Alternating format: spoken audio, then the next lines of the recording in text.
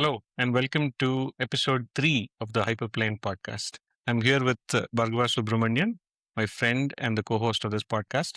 My name is Rajesh Sampathkumar. We both have been discussing things that are close to our respective hearts in the previous two episodes. This time, it's going to be a freewheeling, open ended discussion about some of the things that we see happening in the AI space. The first episode, just to recap, was about radiology, the opportunities for AI in radiology. The second episode talked about manufacturing and the opportunities that are there for AI in the manufacturing space. Now, in this episode, we're going to talk about something that really touches multiple domains, that touches technology, that touches human thriving, that touches the economy. And we're going to talk about all of these things from the perspectives that both of us have gained over the last month and a half, 2 months, and even going back to the last several years where we've been observing this space as practitioners in this space, as people who have built machine learning models, who have built applications with machine learning models. So, Bhargava, what is the first thing that comes to your mind today when you talk about humans and AI? What have you been reading about? What are some of your initial thoughts on this matter? It's an exciting time to be in, and I'll not deny it. It's also a scary time to be in with uh, the amount of progress that we have seen in the field of AI, at least with certain areas, these areas where we work. I mean, it's no longer like, oh my God, it's the hype cycle beginning, something amazing is coming. No, we are way beyond it. Something magical is happening, and it's fundamentally changed how we are, right? So let's circle back to the evolution of this GPT-2. And then very soon, end of 2022, ChatGPT came. I mean, it was fascinating in providing a new context in which we can generate stuff. Until then, if you've seen the world of AI, it was predominantly discriminative models, Discriminative. right? So we moved away from a discriminative model paradigm to a generative model paradigm, and it opened up a number of use cases. So let's stay on that point for a while. Historically, we've seen automation in many forms, right? I mean, as somebody who's worked in the manufacturing space, thinking back to some of the plants that I have seen, people have dealt with the actual craft of making things with their hands. Maybe 200, 300 years ago, you would have artisans who would produce pottery, who would produce metalwork. And fast forward to the early 90s when we both were growing up, we both were readers, right? We've read lots and lots of books, and all these books were written by hand, right? Now, you talked about GPT-2 and you talked about ChatGPT. Can you help me connect that to this background that we have as people who have consumed things made by human hands? What does that mean? What did ChatGPT mean in 2022 to the world? I've read this somewhere which captures the essence well, right? I mean, let's even go even before printing press when you had to write and then if you have to distribute, you have to go give it and then you have to again write the same piece. So at that point in time, a lot of value was placed on creation, right? And then when printing press came in, distribution became easier. So the value of creation became even a premium. Well, yes, not comparable to current day, but in those days, a lot of slop were also created because Of you course. could just create it and then distribute it, right? I think fast forward to now, it's easier to build slop and it's also easy to distribute slop, It's right? easy to build slop, it's easy to distribute slop. Slop, right? When you talked about the printing press, one thing that occurred to me was that the website on which there's the largest number of free books available online in the world today is actually called Gutenberg. And Gutenberg was the European who invented the printing press. The printing press, to your point, automated some of the hard things, isn't it? Is coming up with innovative new ideas, trivial as of 2026. What do you think? As of February 2026, yes and no. You can go to any of the LLMs and then ask, oh, I need to build something in the particular space. It's going to generate a whole bunch of ideas. But which one to pick and then go and then fully execute it, there is still a huge element of human agency in it. One reason why I'm considering the Doomerism angle is that I think this part would also get automated very soon.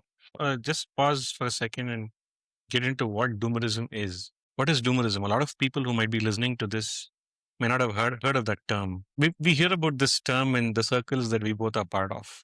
But what is a doomer, and why do they have a doomerism kind of an opinion? What is going on there? I mean, I haven't really seen a formal definition, but basically, anything that we build is not going to have any value the moment it comes out, because That's the main thesis. that's the main thesis. Because anybody can replicate it. There is truth to that in 2026 February, and that's what you're saying, isn't it? That I can go and ask ChatGPT or Claude, clone me the Google homepage. And yes, that company might have hired hundreds of software engineers who painstakingly built that website. It could be Google, it could be any other more complex website. But then, since these LLMs and these AI models have learned from all that, you're saying that people can just build whatever they want. They can just prompt a model. I'll take a different lens to this, right?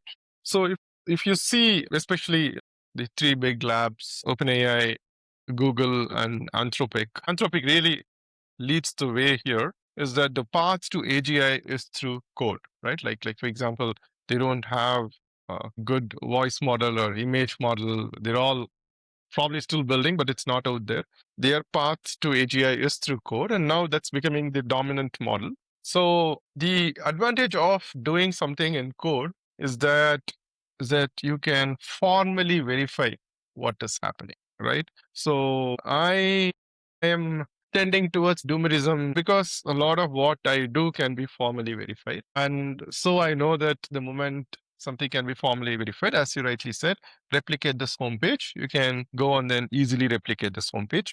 It's very hard to build moats. Like it's easy to talk about different kinds of moats, but it's very hard to really build a moat when the cost of building software is zero. On the other hand, things that are not easy to formally verify are things that in the current paradigm, which is all driven by reinforcement learning, is very hard to replicate, or it takes slightly longer, right? So as they say, beauty lies in the eyes of the beholder. There are two things that, at least in the field of software, are really important: taste and judgment. So when you build something, is the UI good? Is the UX good? Does it have a taste? Does it have a uniqueness that will at least stand the test of time? This test of time right now, it's like maybe a week, so that it gets enough momentum to go to the next level. Going on what you said just now, so one of the things that you talked about initially is formal verification. And you talked about the cost of software going to zero, which I think is very closely tied to what we said earlier about why doomerism exists in this day and age, right? So doomerism exists because there is little value to creating things yourself. I mean, is it fair to say that humans want to create something so that they can stamp their names on it, so that they have an individual sense of association with what they create? And is that one of the motivations for doomers to think that way? The other thing that I wanted to touch upon is formal verification. I think there's a lot of proofs in mathematics that are named after people, right? So there's something called a legendary polynomial. There's L'Hopital rule. There's all these things that we've studied in the past. In the age of theorem provers that are using AI, do you think that there's any validity to slapping a person's name in front of a theorem? And do you think there's anything unique about the nature of discovery? Think of philosophy, right?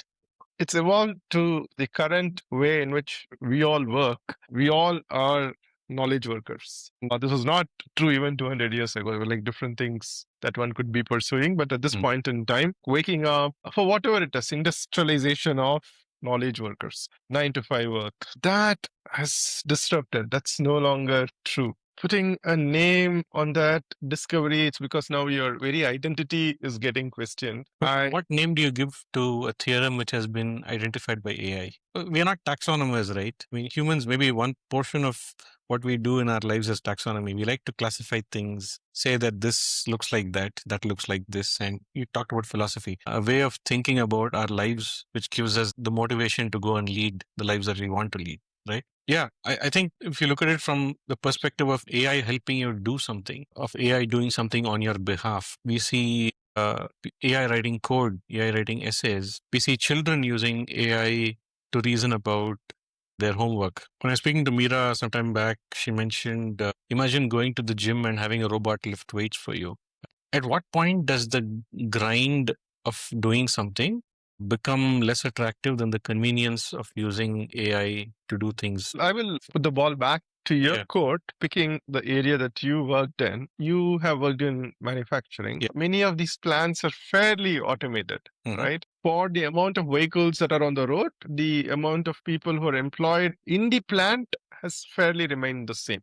They've Yeah. all gone on to do other kinds of works, right? Like the insurance industry has taken off, post sale, support, service centers, all the other kinds of industries, other kinds of jobs that are needed to support the vehicle has taken off. But the number of people who work in the plant has stagnated.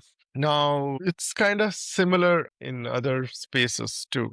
The biggest difference to software is the cost of starting an automotive plant. Interestingly, both of us studied mechanical engineering. Yeah. And I would love to understand your take on how things have transitioned and where do you see any parallels to my current Doomerism outlook towards software jobs? I think the context of a different industry or a different revolution always provides us grounding and ways to reason about the current revolution that we are facing. Thinking back to manufacturing, let's go back about 100 years.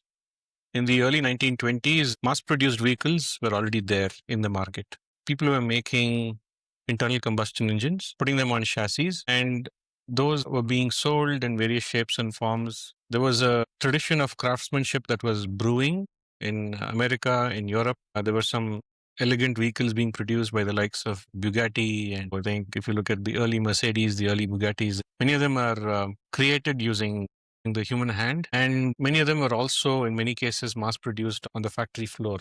Henry Ford set up the continuous flow production line. And for a time, it was believed that the way to progress capitalism in the Western world was through specialization.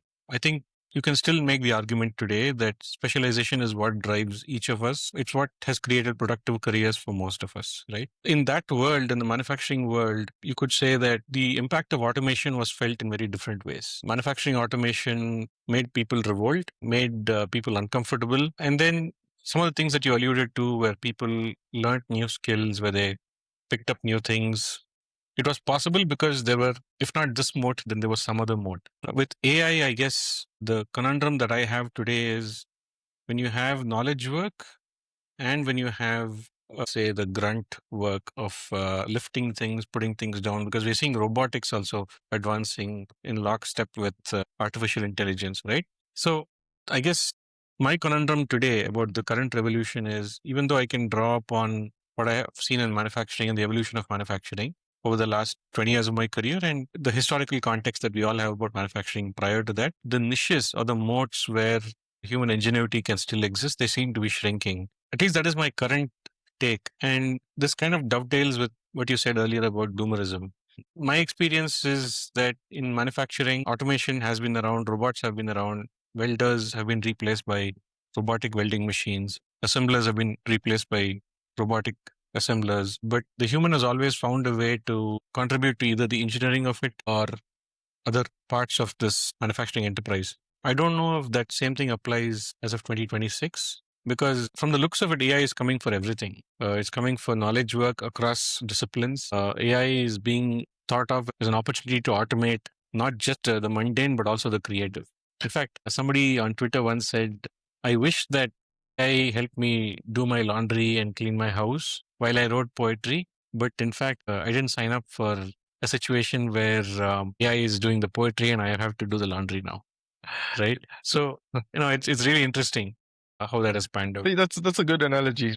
But also, you made a good point around knowledge workers. And that's one of the things that when I started saying it kind of scares me because it's not just coming for the software jobs, right? The number of people who are writing active code in the software industry is like a fairly small proportion compared to the overall kinds of jobs that exist in the market. But the number of people who do knowledge work is fairly high. And all of the knowledge work is getting disrupted.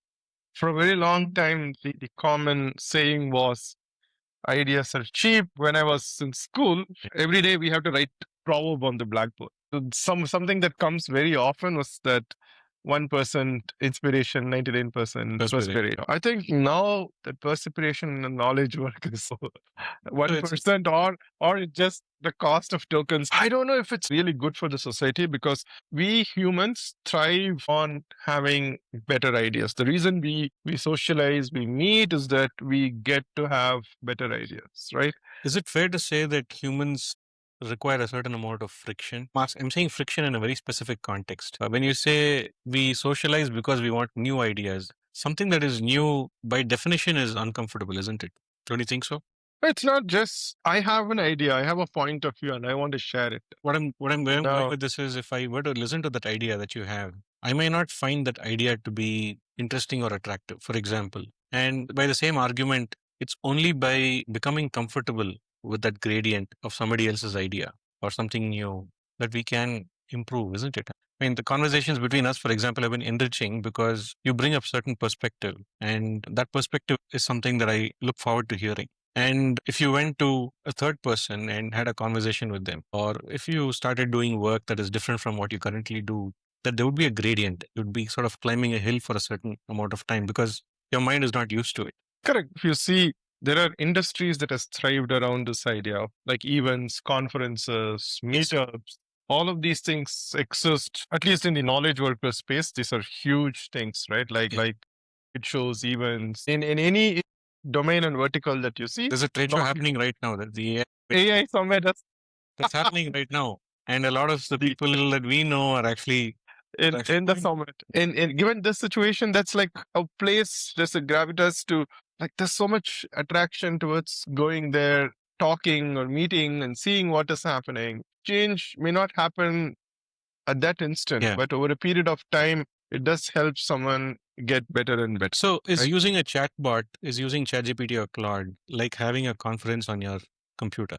I mean, if information is cheap and knowledge can be gained fast, and furthermore, if I'm not even interested in the knowledge, but only in the insight, only in the nuggets, does it make me less able to reason about some of the hard ideas? Does it make me less able to use my own brain to think about difficult questions and find answers to them? I think one of the unintended second order impact that I foresee is that people will stop sharing ideas in the open. Like if you see like the treasure troves on which all these LLMs are trained, like Reddits of the world. Yeah. Um, Do you think I that think you're seeing that as a reaction to the fact that your data is being used to train these models? Is that how you're framing it? yes. Let's go back to the previous discussion around manufacturing, right? This is purely speculation, but Yeah. in manufacturing, we still had other new verticals that came up to support jobs, meaning in life. But if entire knowledge work is disrupted, is like the jobs are going to go away. We at this point in time don't have a new sector which is waiting to absorb millions of people, right? One very unfortunate, but now the power is going to be concentrated into a narrow set of companies, right? That's very antithetical to how software has ever evolved. Power literally and figuratively, right? Because they're literally talking about $1 trillion investments in data centers in Anthropic. We heard the discussion between Dwarkesh Patel and And Dario. Dario. So he was talking about 1 trillion investments in data centers. And he's saying, even if I make 800 billion revenue on top of a $1 trillion investment, I won't be profitable in a few years. So that insight really jumped out at me because people are placing big bets on AI at this point in time. And I can't help but wonder if that is the correct premise on top of which we have to base an entire economic system for the modern world, right? So What do you think? we have seen similar precedents in certain areas. I think very soon governments will issue regulations Hmm. on not using AI because if there are no jobs, then the economic wheel is going to stop, right? And that's going to cause revolution, bloodbath. So if I were to distill what you're saying, we're seeing the extensive use of AI compute, AI infrastructure by these companies that are building and shipping AI models. This is on the one hand. You're seeing increasing uptake by ordinary people, by developers, by techies, by non-techies, by everybody of AI models to do various kinds of work. And we're also seeing a shrinking of opportunities for all the jobs that are being automated. So these people that are getting used to using AI models to do everything, it's going to be hard for them to be productive by creating their own work in any new field because that new field does not exist. So sometime back, I wrote this post on my blog called "The Problem Frontier Expansion," or the need for that in AI. Right. So, what are the big human problems that you think we can apply AI to? And do you think there's any way in which human ingenuity can be applied there in place of AI? Okay, good point. That takes me to another topic that I really wanted to discuss with you, something that you're very passionate about. All the LLMs currently are super biased on English. Well, yes, all the open weights models are from Chinese. They're really good. So maybe now we have English and then Chinese, right? They too dominate how The landscape. the landscape is. But there's a long tail of languages that are out there, and Including Indian languages, right?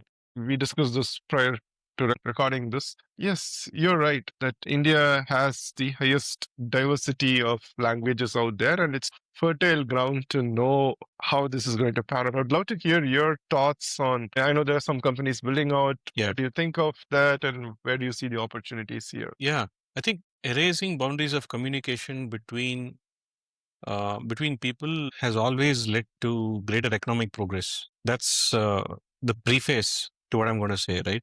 For a long time, people have talked about this thesis about India that there are two Indias, that there's the urban 50%, and I believe it's greater than 50% now, the percentage of urbanization in India. And urban doesn't necessarily mean English speaking, although English is very common. A lot of Indian languages, whether it's Hindi or Telugu or Tamil or Kannada or any of the other big languages in India, Bengali for that matter. So there's all these languages where the native speakers number in literally hundreds of millions in some cases, right? So in case of Hindi, it's upwards of 400 million native speakers. In case of Bengali, it's upwards of 100 million speakers. Sure. There is a certain level of English fluency, but how many people are really fluent? So what has happened over the last several decades is that we have come up with our own synthesis of how to converse. We are innately bilingual and multilingual. So this linguistically rich landscape that India represents, right? It's a great place to build new solutions because there's 1.4 billion people here. And ensuring that these 1.4 billion people can get a great livelihood, that economic opportunities open up to them, that's a big project. That's potentially very valuable. And the big labs, as you said, are biased towards English data. And yes, I mean, there's a reason for that. There's economies of scale. There's reasons why historically that was the case, and so on. We need not go into that. But there is an opportunity to right that wrong, right? I think Sarvam is doing some incredible work in this space. That's like the place I want to really have Yeah. here. So Yeah. at least the big Indian lab right now working Yeah. on Indic languages is Sarvam, and we're Yeah. doing a phenomenal job. Do you think that will help increase the GDP of India, or the same Doomerism is going to apply Yeah. even in a setup like this? When you think about it, it cuts both ways, right? As you said, the convenience that we have, the lack of friction that we can experience by using ChatGPT or by using whatever the future version of that for India is, that's going to come out of Sarvam or any other lab. The impact of that is that we're going to go down the same treadmill, right? People are going to be opened up to more convenience, and that means less endeavor on the human front. Is that necessarily a bad thing in the short term? I don't think so. In the short term, when you have a villager from some far flung part of India who can have some kind of intelligence system or some kind of software system understand their language or dialect, that's a huge act of inclusion. And that can be extremely valuable. But when you look at what that does in the long term, it reduces the incentive to try to learn new things to some extent. Can I say honestly that I've learned a language, a programming language better after using Claude code or something to code it?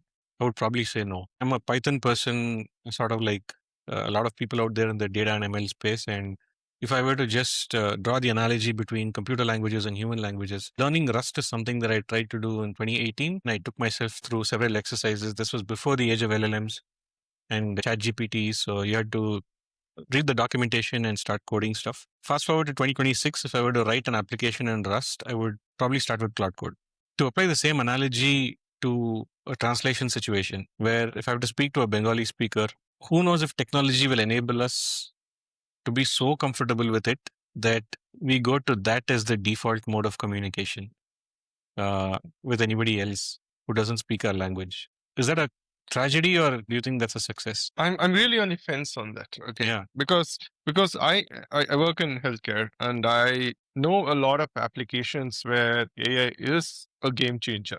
Right? For example, there just aren't enough doctors around in remote India. Hmm. Having AI enables us to do remote screening, like simple things. For example, Indian government spends enormous amount of money for tuberculosis screening, right? Amazing. Hmm. So yeah, so the two ways in which you could do, you can do sputum collection or you can do chest X-ray to do that. The easiest thing that I've seen roll out very fast is that they take these small portable X-rays and then you go to say the foothills of Himalayas in Uttarakhand or remote places. Right. And then you can take the X-ray, and it's very easy. And immediately the AI will be able to tell if they have to be further screened or not, right? So your immediate thing is to just try out if the patient is fine, and we can do the testing later. So these are things where I know that AI is like making a huge difference in improving population scale health, right? Yeah. If there's no job, if there's no economy, like some of these things are moot. That's where the doomerism angle comes in, right? Like there has to be a meaning to do something, and there has to be some economic activity to earn money. These are not there, then Yeah. we are screwed. We talked about automation, right? Like Hmm. use of AI in automation. Yeah. AI also helps a lot in augmentation, right? So for example, things that used to take 3 days to do, automation helps me do it reliably Few faster. seconds. Few minutes, few hours, Yeah. but it does happen. But it also opens up things that we wouldn't have been able to do otherwise. It's the case of road widening, right? When you do road widening, the Right. expectation is that the existing traffic will flow better. But what actually happens is that more people start driving cars and it becomes more congested. I think there is an AI slop angle. So To that's us. Jevons paradox. No? Yeah, exactly. So if something has been around for a long time, it's probably a good reason for it to For be it to be there. around. Right? So you better understand why that is out there. I think the co-founder of Hugging Face had posted recently, and he talked about like it's easy to rewrite parts of the code easily. You can remove the bloat easily. Yeah. Many of the softwares that are out there are just there's a core component and then there's so much bloat over a period of time. So now Do you think models are getting better at not being sloppy? Is that so also? I don't know. So think about this, right? There's a reason why we are going for libraries and specifically open source libraries because it Correct. improves usage and over time it'll harden that particular library. When a classic supply chain attack happens, I just need to fix one library and then everything else gets fixed. Sure. Now, if I'm going to take it and then implement it, Yeah. and if something breaks, then I'm opening up my surface area to be attacked, and I'm clueless because one, I really don't know the code. Exactly. Right? Two, I'm like now reliant. Claudebot seems extremely relevant in this context. I've heard people say that Claudebot is a security disaster in the making, right? And of course, I'm also on the side of the team that's playing for the likes of Claudebot because there's obviously genuine benefits that you can get out of it with connectors like WhatsApp and Twilio and what have you. So it's really cool. I think it's also a huge attack surface for the same reason. When GPT-5 launched, Sam Altman said we are going to be in the age of on-demand software soon. Do you think we are there yet? Going back to what you said earlier in the discussion, you said the cost of execution is cheap, and we are in an age where code will be generated on demand in a throwaway fashion for bespoke, specific use cases. Is that something to be worried about? I will answer this in two parts, right? So early on in one of my startups, we had media as a focus vertical, and I spent a lot of time understanding media. Our Cuban has a very interesting quote on why on-demand television will not go away. I don't know if his stance has changed recently or not. I haven't heard contrary to this, but at that time, he had a thing where streaming was picking up, Netflix was dominating, and the point was that human beings are inherently lazy or want to be lazy. One. Two, if something goes haywire, not to their liking, they want to blame someone else, right? So If you're going to pick up the remote, switch it on, something comes, you watch something, you waste 2 hours of your life and you don't like it, you blame You the blame the TV content. operator, right? Yeah.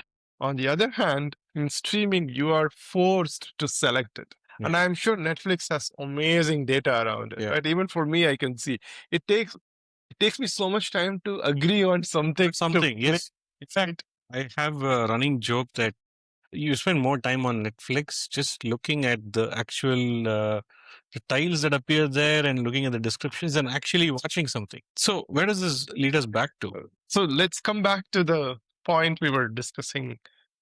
The reason I bought Netflix into the picture is that there is a beauty in standard software. Standard software is what first came, and it became SaaS, and they all And made it there are easier. many layers of security and Correct. cybersecurity built into it, which was the original starting point from where we got here. Right. Right. Yeah. So now, if someone is going to pay hundreds of thousands of dollars for a SaaS, it's probably going to be significantly cheaper to build that, right? But if someone is building a $10, $20 software and then I need to replace it, it's going to cost an equivalent amount to build it. See, what everyone misses is the big point that it needs to be maintained. So if you're going to buy software for use and throw, that is getting disrupted. If that is a core part of your workflow, somebody still has to maintain it. Yes, it can be a bunch of agents, but still you will need someone responsible, right? Yeah. Like You need you would have accountability. someone needs to be accountable, need to look for security risks, new change requests, Yeah. new workflows will come. So you would still need a small set of people to handle this. Yeah. So No, I've heard two schools of thought on this matter, right? One school of thought is like, yes, we are going to be generating slop and it's all right as long as the slop works. That is one school of thought. They are bullish on AI coding tools, and for good reason. These tools have improved significantly in recent months. But they're also okay. We'll figure that out. You know, they've got that sort of notion about it. And there's the other kind, which is we have to ensure that the applications that we build are secure, that they're well designed, and so on and so forth. So the latter group, they agree that accountability has to be with the human ultimately, regardless of what tool you use. So if you ask me personally, I find that a little problematic because we're taking away the tools and expertise that people had in prior years as they painstakingly built a career, learned how to design these systems and then built them. And you're telling them use this other tool. And you know what? You're still it if something goes wrong, right? If something happens, accountability lies with you because you're the developer ultimately.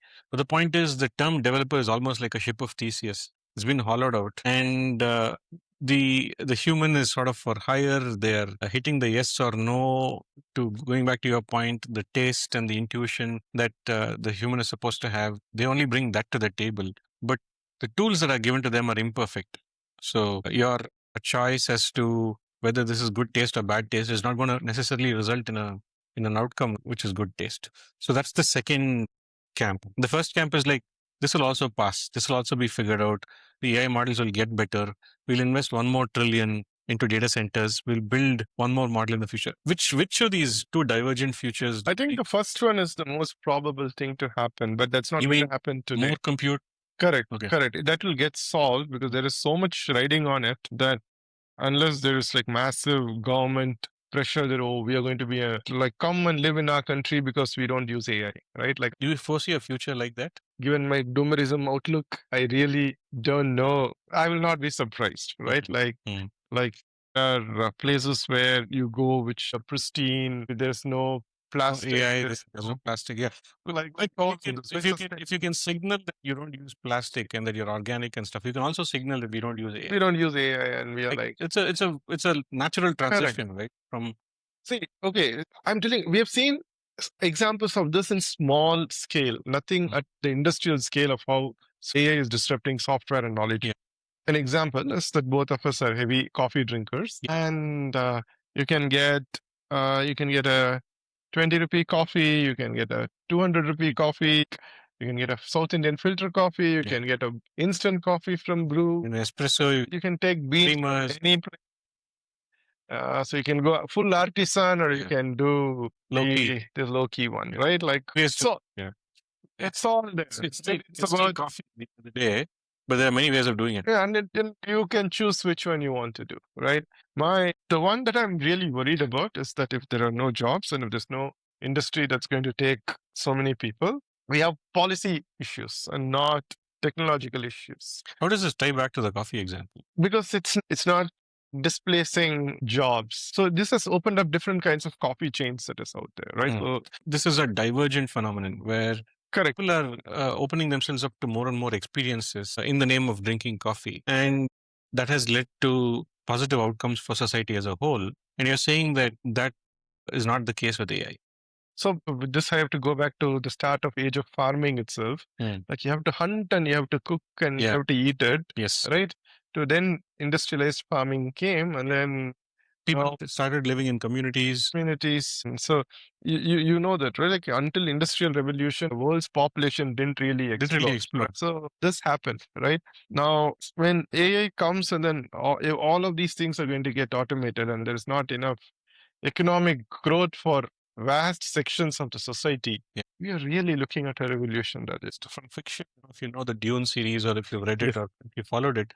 But there is a concept there called the Butlerian Revolt, where thinking machines were developed by humans at some point in the future, sort of like how we are developing AI as of today. And there are large sections of the society in that kingdom in the future where they revolt against the use of AI, of thinking machines, and that leads to an interesting fork in the evolutionary path of humans. Apparently, in the timeline of Dune, there's a class of people called mentats whose only job is to do complex mathematical computations in their head. And generation upon generation, that group of people has developed certain special abilities. So that's the long path of evolution, as they say.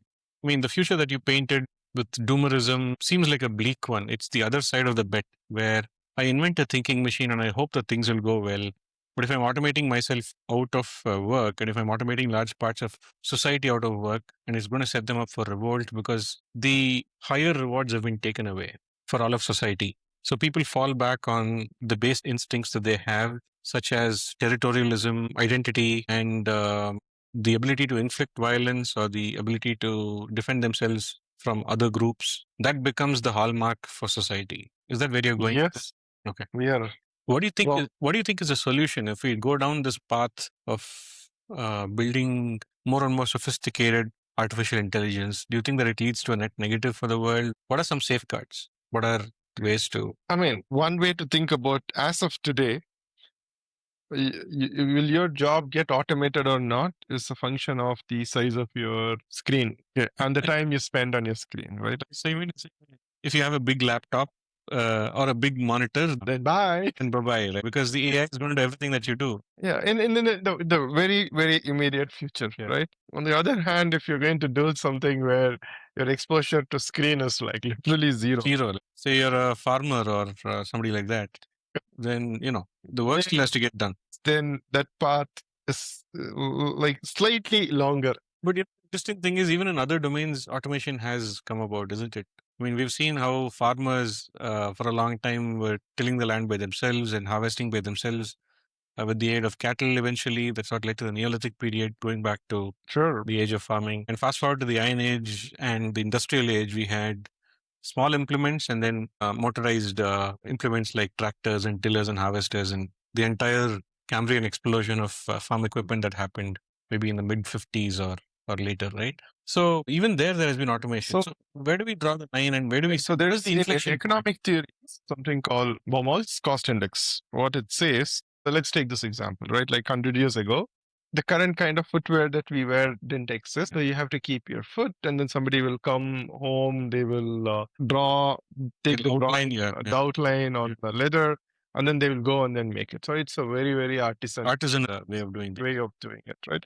Then scale, but now you have standard sizes, 7, 8, 9. or UK size, US size. It's like few sizes, but it's all very standardized. And that's the only thing that you're going to get. So now you have many brands, but the process is fairly common and standard, right? So to tell where automation has taken it. So what generally happens, what Baumol's cost index says, that when automation comes and then takes over a particular field, people end up moving to doing jobs that are of lower economic activity. Issue making someone mobile, moving from place A to place B is a high economic activity driver. Right. That drives trade and that is a positive influence.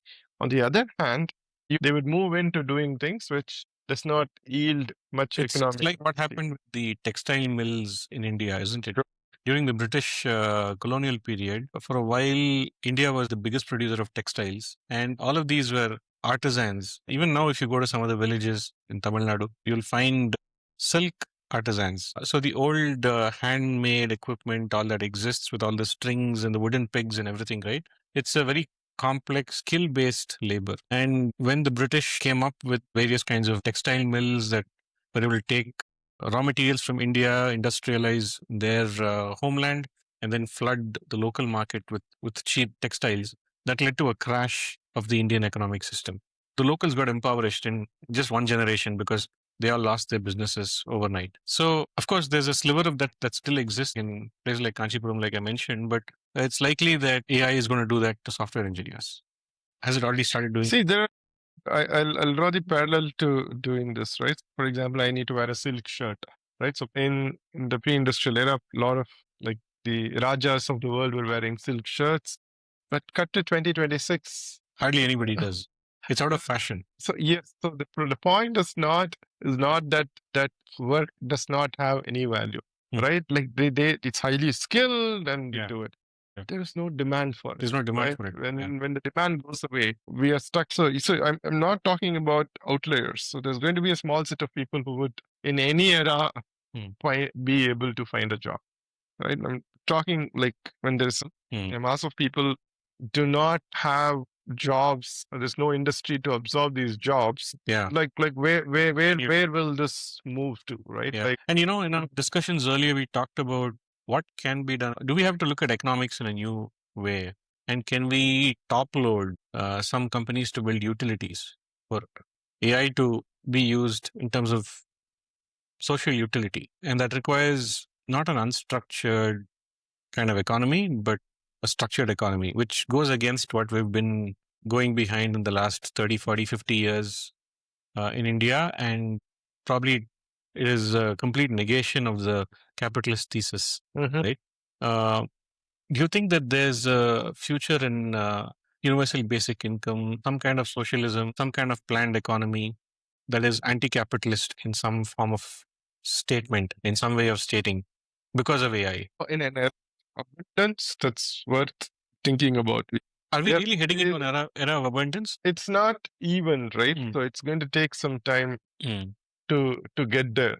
So when there's abundance for everyone, these things make sense. I don't think like policymakers, government are really yet gearing up to the fact that many of the jobs, the one that contributes highest to the economy right now, are going to be around, right? For example, there's going to be businessmen, and that would still continue to exist because there's still an economic activity happening, but there's a lot of knowledge workers in various fields, and if that gets in terms of margin and whatever pressure that the businesses run, if they end up reducing the knowledge workers, so what does it mean in terms of policy? Will governmental policy in the future be interventionist? Will they have to? I mean, we've been moving away from that paradigm for a while, right? Correct. People have been talking about privatization in India, right? But what does it really mean for us? I mean, in the current state of things and in the next, say, few years, junior software engineers are already obsolete. A lot of people who are coming into the software engineering industry today, they have to know how to build software using prompts and AI systems, right? So that class of people who have been training through the system to see if they can go out into the free market, into the capitalist free market that we have today and get jobs because they have a certain skill or a talent level and there's somebody who needs that and we're able to do impedance matching and match the right talent to the right company. That system actually works today. To whatever extent people are able to find jobs. But in a time when everything is being disrupted, there is going to be some give or take somewhere, right? Either our system has to change, our education has to change, or the economics of how we produce, how we consume, how the government regulates or not regulates, how the companies work, all that has to change. We need I think a sea change in many of these areas. Education, in some of these senses, is a very lagging indicator, right? Like primary purpose of education is to enable someone to lead their life. Ability, learning to learn is important skill in Yeah. education. But we have gone to a level where it's all just optimizing for the exams that's happening. Yeah. With SAT in the US or JEE or NEET in India, bank exams. It's all driven through the exam culture. This is all driven because that's where the jobs are. Yeah. We are optimizing. That's where the it, jobs right? were, isn't it? I mean, it's almost like in the past tense, because if you go today and speak to anybody who's an entrepreneur like yourself, or if you go to any enterprise and they have open positions, somebody who's done that kind of vocational training will not be able to survive in this landscape. And a lot of entry level professionals are probably falling short. In your own experience, that has been the case. I've heard similar things, and I've also experienced similar things, frankly, from my vantage point. So education, do you think we should discuss that today in the context of AI? I think education and how we would set ourselves up for the future, I think deserves a podcast on its own. I think we should do it on one of the future episodes. Yeah. I think it was like a good time to wrap up. So what are your takeaways to We've discussed a lot of things today, right? We've talked about the economy in the last section of the podcast, but earlier we talked about the disruptive impact of AI, the doomer's perspective, and why that deserves to be heard. We talked about several revolutions in other areas, whether it's humanity's history in agriculture and subsequent industrial revolutions. I think the general sense I'm getting is that AI is not going anywhere. The genie is out of the bottle. And people are going to be using that as a convenience over and above whatever they have to learn. And there's going to be a mismatch in terms of what they have to learn in order to succeed in their careers and what AI allows them to do. I feel like, and a lot of other people have said this, they've said that taste, empathy, and interpersonal skills, these are bankable skills for the future. I think that that is certainly the case in a limited context, but I feel like there's something more fundamental that's happening here. The very nature of interactions between people and as a society, the interactions between people and technology, between people and systems, it's all going to change thanks to AI. And there's a lot of moving parts here. And I don't know if a short conversation like this can help us really fully understand the impact. But I think we've had an interesting set of ideas today in this discussion. Absolutely. Thanks, Rajesh. This was slowly conversing about this. Let's pick some of the threads and do a deeper dive on certain segments in the future episodes. I'd like to speak about education. I think that's a subject that's close to your heart. Yes. And as we discussed today, I feel like it holds the key to unleashing the potential to enable human thriving for 1.4 billion or even more people around the world. And we also have to probably discuss the economics of the world, I should say, in a post AI situation. So I would like to maybe do deep dives into those in the future.